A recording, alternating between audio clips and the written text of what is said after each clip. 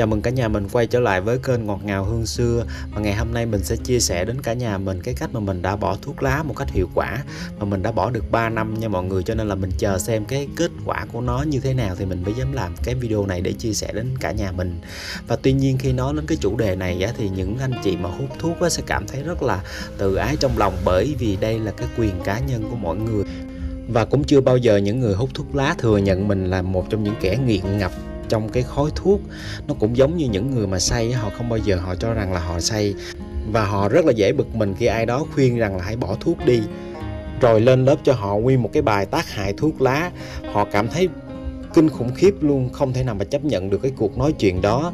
Và bạn đã mất điểm trong con mắt của họ. Cho nên bạn chớ dại làm cái điều đó với những người hút thuốc. Có thể là những người mà mới hút thì bạn có thể là khuyên nhủ thì hòa mai, nhưng mà tôi nghĩ nó chẳng có tác dụng gì đâu. Còn đối với những người lâu thì bản thân họ cũng thừa hiểu là cái việc hút thuốc nó sẽ có tác hại đến họ về sức khỏe, về kinh tế như thế nào, chứ không phải là không hiểu đâu.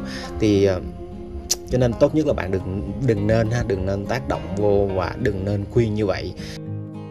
Rồi những anh chị mà đang hút thuốc tôi đánh giá cao cái nỗ lực của các anh chị trong cái thời gian vừa qua. Tôi biết chắc chắn rằng là đã hơn một lần các anh chị đã thực hiện cái việc cai thuốc nhưng mà nó bất thành. Và cảm ơn các anh chị đã vẫn còn đang theo dõi cái video của tôi. Vậy thì hãy giúp tôi một cái động tác là bấm đăng ký kênh nếu anh chị nào chưa đăng ký kênh, và bấm like. Bây giờ sẽ nói tới cái góc độ của cái người trong cuộc hút thuốc. Tôi đã từng hút thuốc 20 mấy, gần 30 năm mọi người. Và tôi cũng đã hơn một lần cai thuốc lá, nhưng mà đều là bất thành. Và chắc chắn rằng là một cái điếu thuốc nó không thể nào mà giết bạn ngay lập tức được. Nó sẽ giết bạn một cách rất là từ từ. Và những cái người thân xung quanh của bạn nó cũng sẽ bị đầu độc một cách rất là từ từ. Có bao giờ các anh chị nghiêm túc và hỏi một cách có trách nhiệm với bản thân mình là tại sao mình không cai thuốc được hay không? Hay là những cái lần mà cai thuốc thì mình hút lại mình đã có những cái lý do, như chẳng hạn là uống cà phê mà không có điếu thuốc thì nó lạc nó kỳ kỳ, hoặc là ăn xong mà không có điếu thuốc thì nghe nó nhạt mồm. Cũng có thể quan niệm rằng là hút thuốc mới là đàn ông, mới thể hiện được cái cá tính và bản lĩnh của mình. Hoặc là đã bỏ được một thời gian rồi cái đi nhậu lại cái ngồi cái vui cái quên bập tiếp. Hoặc là đụng cái chuyện buồn cái ngồi buồn quá không biết làm cái gì cái hút lại. Đã có nhiều cha còn tuyên bố vậy: trời ơi, bỏ thuốc mập lên ký quá trời cho nên sợ quá hút lại. Bỏ thuốc cao huyết áp quá cho nên là hút tiếp. Chịu nói không? Chưa. Còn có nhiều cha rất là vĩ mô nữa. Hút thuốc là để tạo công ăn việc làm cho công nhân nhà máy thuốc, rồi nhà máy thuốc đóng ngân sách cho chính phủ. Rồi cũng có những người đổ thừa do cái tính chất nghề nghiệp cho nên là phải hút thuốc nữa, chứ không phải là không. Nói chung là muôn vàn dạng nẻo để mà có thể là biện minh cho cái cơn nghiện của mình.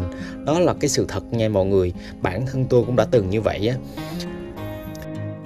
giống như mình chia sẻ ban đầu mọi người, là cái người hút thuốc họ thừa hiểu cái việc mà tác hại đối với cái sức khỏe của họ cũng như là tài chính của gia đình họ. Nhưng mà tại sao họ vẫn không thể nào mà dứt bỏ cái điếu thuốc được? Đó là lý trí mọi người nha. Ở cái lý trí hết, cho nên là cái lý trí này họ không có duy trì được. Có thể là mấy ngày đầu họ làm rất là tốt, nhưng mà thời gian sau họ lãng quên đi cái lý trí này, thì cơn nghiện nó lấn áp lý trí, cho nên làm họ phải quay trở lại với điếu thuốc. Trở lại câu chuyện của tôi, mọi người cai thuốc nhờ đọc một cái quyển sách do một đứa em nó tình cờ nó tặng cho tôi, đó là Đừng Chạy Theo Số Đông. Tôi cai thuốc được là nhờ quyển sách này. Nói nghe có vẻ như là rất là giống giỡn chơi đúng không ạ? Khi tôi đọc quyển sách này nó tác động vô cái ý thức của tôi rất là mạnh. Và thường là sách thì rõ ràng là nó luôn luôn tác động vào cái nhận thức của con người rất lớn nha mọi người. Cho nên là tại sao người ta khuyên mình đọc sách nhiều là như vậy Nhưng mà chớ tri một điều rằng là trong cái quyển sách này nó không hề có một cái từ nào, một cái chương nào, một cái dòng nào, một cái câu nào chỉ cho bạn cai thuốc cả. Nhưng mà từ ý thức bạn bắt đầu nó làm cho cái lý trí của bạn được duy trì một cách tốt nhất, làm cho lý trí của bạn đủ lớn và đủ mạnh hơn cái cơn nghiện mà nó phát lên.